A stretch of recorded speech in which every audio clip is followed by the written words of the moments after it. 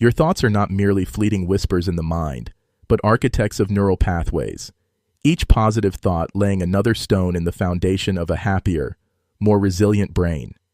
And that is the thought for today.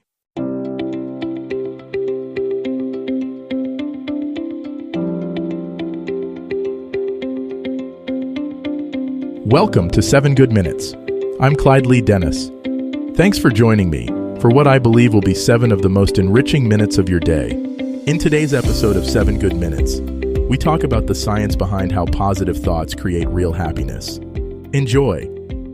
Have you ever wondered if there's actual science behind the idea that positive thinking can make you happier? Maybe you've heard people say, just think positive, and rolled your eyes, thinking it sounds too simple or even dismissive of real problems. But what if I told you that neuroscientists have discovered that your thoughts literally reshape your brain, and that cultivating positive thinking patterns can create measurable changes in your happiness, health, and overall well-being? This isn't about ignoring reality or pretending problems don't exist. It's about understanding how your mind works and using that knowledge to create a more fulfilling life.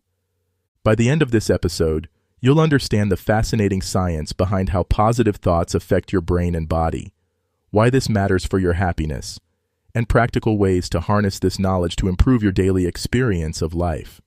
Let's start with what happens in your brain when you think positive thoughts.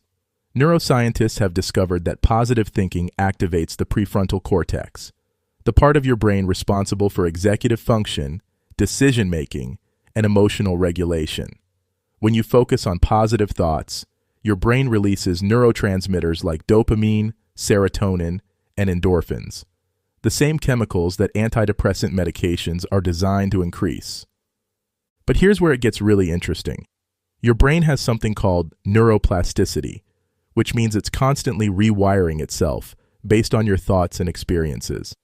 Every time you think a positive thought, you're literally strengthening the neural pathways associated with positivity. Think of it like walking through a field. The more often you take the same path, the more defined and easier to travel that path becomes. This process works in reverse too. When you consistently think negative thoughts, you're strengthening those neural pathways, making it easier for your brain to default to negativity.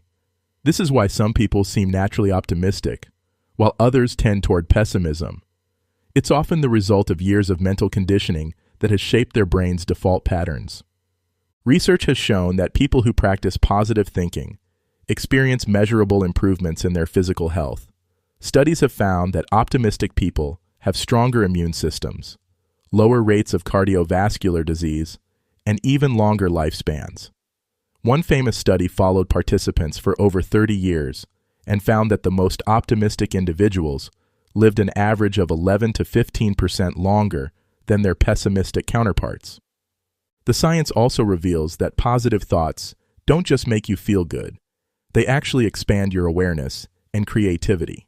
Psychologist Barbara Fredrickson's research on positive emotions shows that when you're in a positive state, your mind becomes more open, flexible, and capable of seeing new possibilities.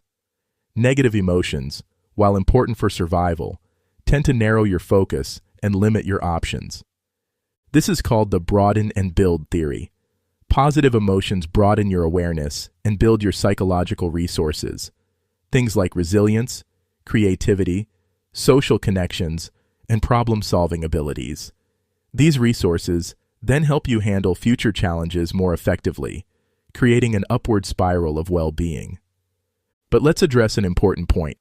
Positive thinking doesn't mean denying reality or pretending problems don't exist. Authentic positive thinking involves acknowledging challenges, while also recognizing opportunities, strengths, and possibilities. It's about training your brain to notice the full picture rather than just focusing on what's wrong. So how can you practically apply this science to your own life? One of the most effective techniques is called cognitive reframing. This involves consciously looking for alternative, more positive ways to interpret situations. For example, instead of thinking, "I'm terrible at this," you might reframe it as, "I'm learning and improving." Instead of, "This always happens to me," try, "This is a temporary challenge I can work through." Another powerful practice is gratitude, which has been extensively studied by researchers. When you regularly focus on what you're grateful for, you're training your brain to notice positive aspects of your life.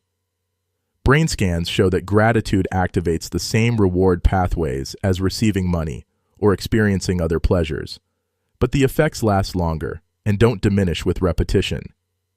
Visualization is another scientifically backed technique. When you vividly imagine positive outcomes, your brain activates many of the same neural networks as if you were actually experiencing those outcomes. This not only makes you feel better in the moment, but also primes your brain to notice opportunities and take actions that make positive outcomes more likely.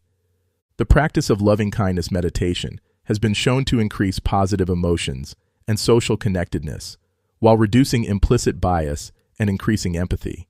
Even just a few minutes of sending good wishes to yourself and others can create measurable changes in brain activity and emotional well-being. It's important to understand that developing positive thinking patterns takes time and practice. Your brain has likely been running certain negative patterns for years, so be patient with yourself as you work to create new, more positive pathways. Start small. Even noticing one good thing each day can begin to shift your brain's default patterns.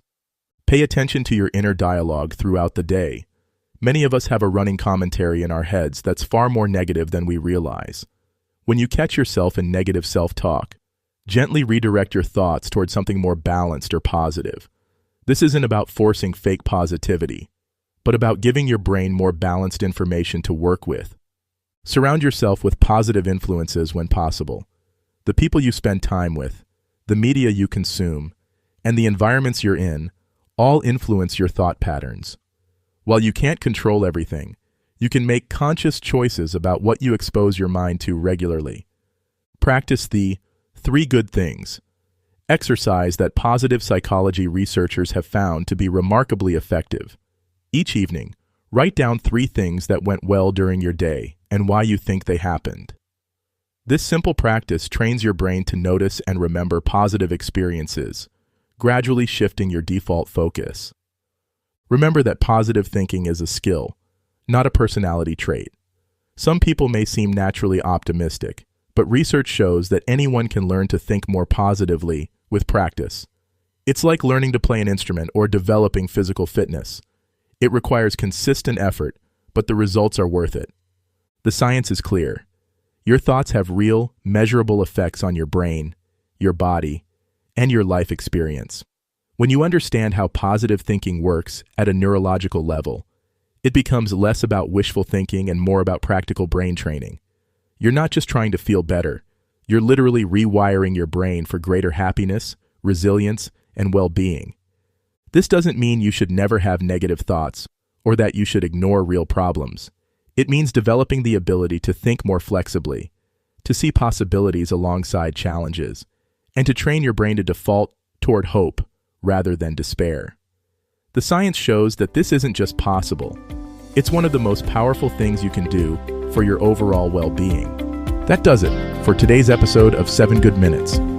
Please take a moment to rate and review the show on the platform you're listening on. Until next time, let's be civil to one another out there. Thanks for listening.